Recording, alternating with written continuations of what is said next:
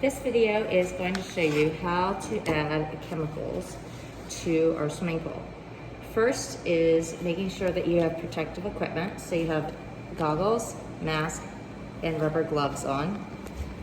And for this pool, we have an 8 pH. We need to get that down to 7.5. So this chart up here shows how to adjust the pH.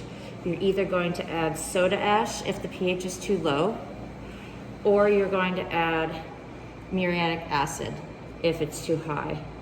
So we're at an 8, that doesn't get much higher than that. And if you go to this chart, it'll say that we need to add 1 cup of muriatic acid.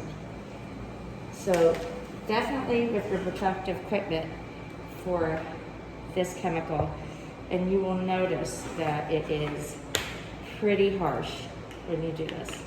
So I'm gonna take our measuring cup and carefully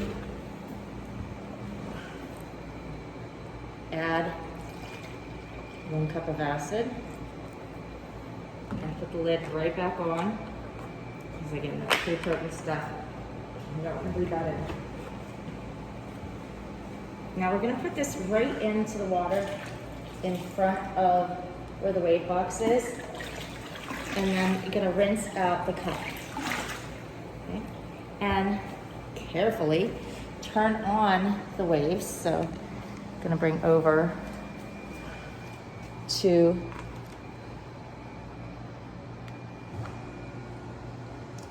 and we want to turn it up so that it's about 1.5 as far as the speed.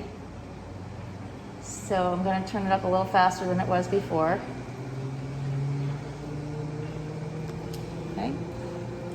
And you'll see the current goes on right away. Okay. So that's going to be mixing up that MA muriatic acid. Whenever we tested the chlorine levels, it was at a 0. So we're going to add some chlorine. Super Shock is the brand name, but it's basically liquid chlorine. So in our case, we're going to add 4 cups just to start off with.